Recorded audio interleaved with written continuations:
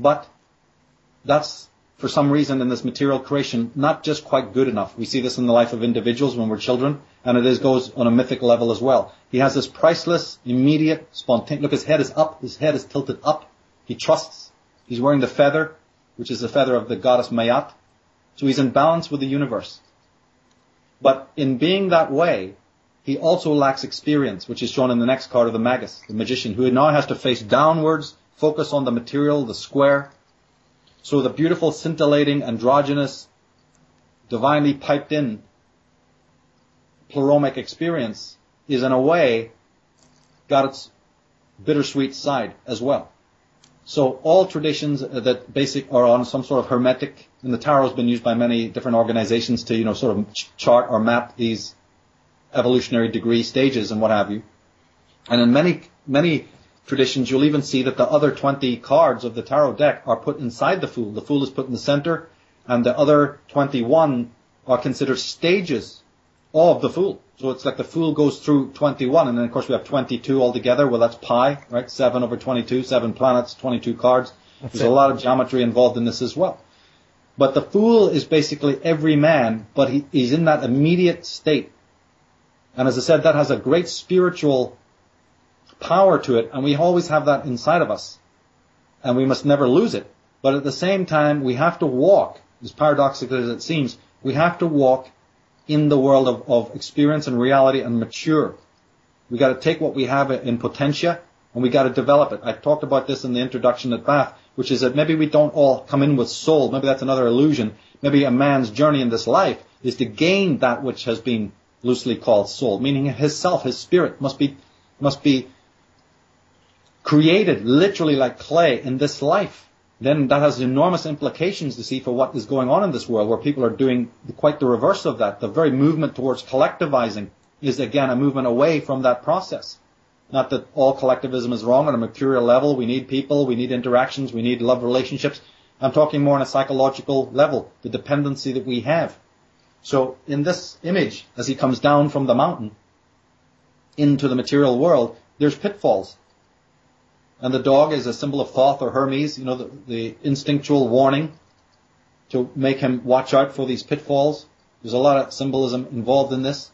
And the idea is that, do you remember, it's like along the stages of the way, this son becomes the hermit. So the hermit, in fact, if you look at the hermit card, I've always translated that, the great cloak. Of course, you know that he has the famous lantern and all of that. Absolutely. That great heavy cloak that he's wearing is actually always, I've looked at it as a skin.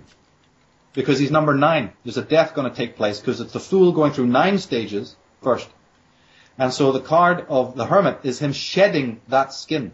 He's the old man, but he is the one who is now the old sun, because the sun rose with the Fool and then it sets at Virgo halfway through the zodiac and it goes to become the old man, the Senex. But he doesn't die. It's not a death. Number 9, the number curves round and becomes a 0 again. And the number of the Fool is 0. So there's a connection between the young Horus and the old Osiris. Tum, he used to be called Atum, the old god, the failing sun. And there's principles of masculine and femininity, very much deeply involved in this. Like I said, the squaring of the circle, this whole idea of initiation. And then here's the biggest mystery of the Fool, really, to me, is that since his sigil, his number is technically 22, but his occult sigil is 0, a circle. All right. And the tarot is often laid out like a circle. Most journeys of initiation and ritual are always seen as a circle. Even the Masons give a degree, which is a circle. So you understand then that, wait a minute, there's an inherent paradox, which must be noted.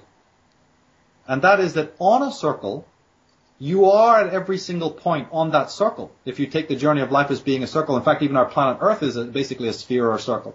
So that means then that although you think you're walking a straight line towards a definable goal down there, on a circle, you are at the ending point at every step you take, because you're on a circle that one day will fold back Ouroboros-like on itself. Didn't T.S. Eliot say, in our endings is our beginning? There's something incredibly profound in this, because the master, the Zen master, the one who's cracked this, understands that movement is an illusion. That travel, motion, external investigation is really not even necessary, because you are at every single point on the journey of life where you need to be. Now, once you really embody that, it doesn't mean you just stand like a fixed plinth. I'm not saying that you become solid. No. It's a credible relationship between movement, journey, but to realize that you are. Heidegger said it's about to walk through the forest. The goal is not even remotely as important as the steps that you take towards it, because when you get to the so-called goal, it's the journey that led you there. The journey is the enlightening thing, not the goal that you're going to attain. That's an illusion. That's a chimera. That's the idea you have today at this corner of the forest path. When you go around the next bend, you may have a totally different conception of the goal. But where you are right now is the important thing. And that's what we're dealing with in this planet. We're not here right now. There's so much escapism from what is real.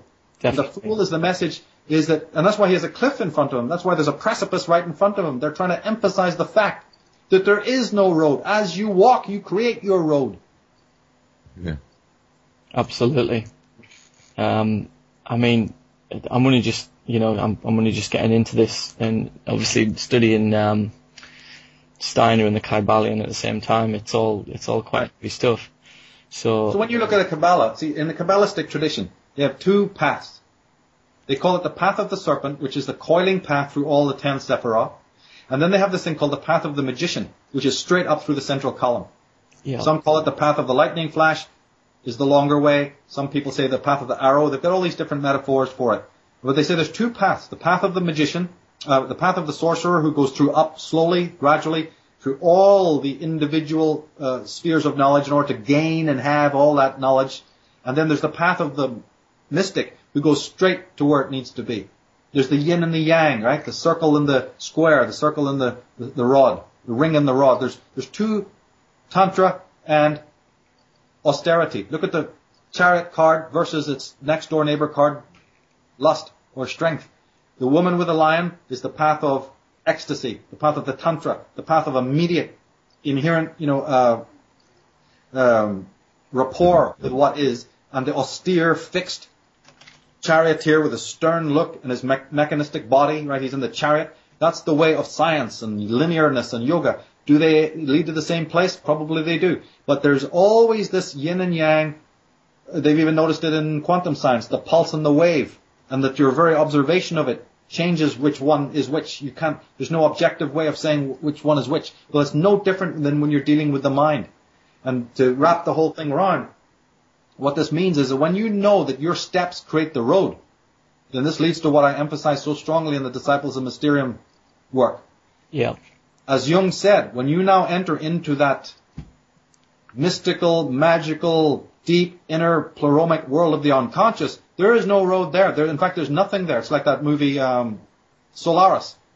That ocean planet out there is what you make of it. This thing, like Bruce Lee said, when you punch the water, it takes the shape of your fist. That's exactly what happens in the unconscious, which is why people are deadly afraid of it.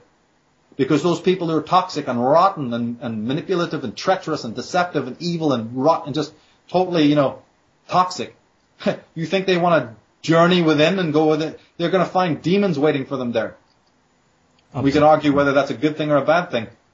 But then the other person who's in attention, in other words, we're back to that whole question of attitude again. Attitudinal freedom, which is what McGowan was emphasizing over and over again, and what all true teachers will teach you, is that your attitude is the most important thing to keep free.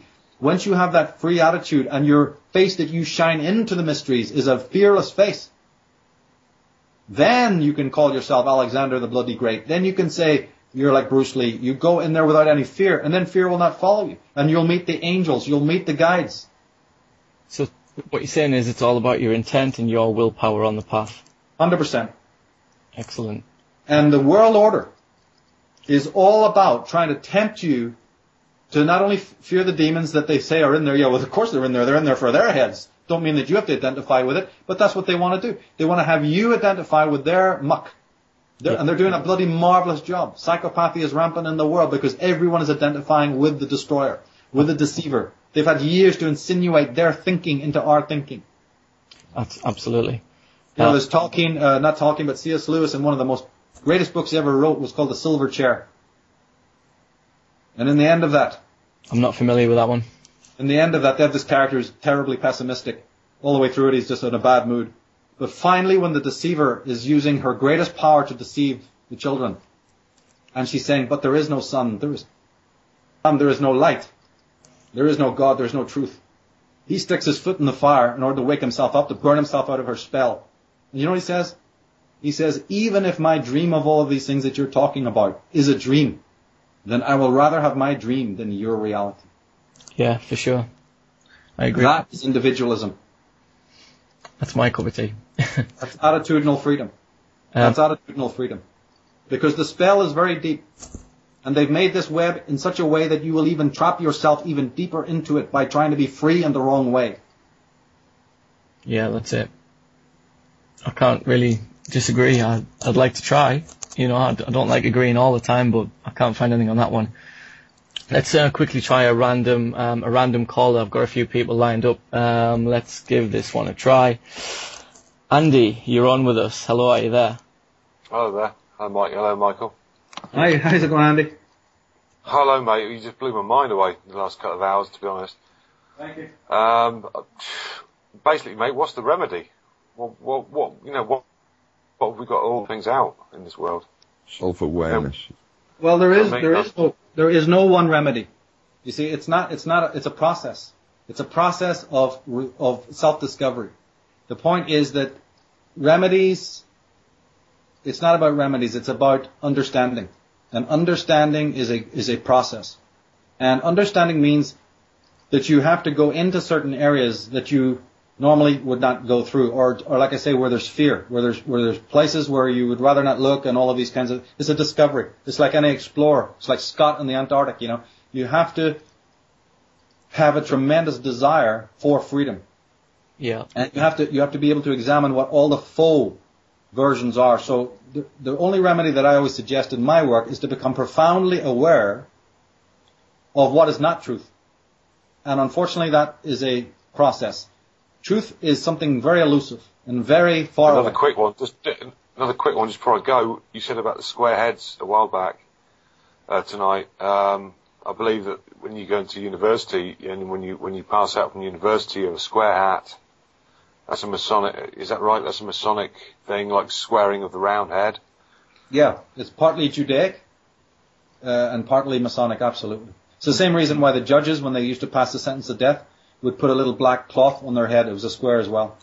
Am I right that when they square the lodge, the Masonic lodge, they create more power in the lodge, or supposedly? Oh, yeah. Absolutely. Oh, these are all shocking. hierarchies. Yeah, yeah. Thanks for answering the question, mate. Brilliant talk Thanks, tonight. Andy. I'm going to ring off. Nice to speak to you, man.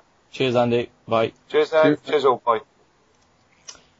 Excellent. Seldom have I been dumbstruck when I've been listening to one of these things, but I am, as Andy's just said, absolutely blown away by the sheer extent of everything we've heard tonight. I don't know about the rest of you, but my mind's a whirl with it all. Well, he has to very, very, very brilliant question. Is there a solution? Or, let's broaden it a little bit to say, okay, maybe not one solution, but a couple. Well, here's another one. If we taught children right, and we taught them how to use their natural flow of intelligence. Now, I'm talking about even in schools, or even starting with the parents. If the parents weren't so clueless and gormless, and we were able to teach our kids how to do one simple thing, discern falsity in people and in other areas of life. And of course, that presumes that the parents can do it too, but just imagine this. It's not that hard to think. Within one generation, evil could not exist in the world.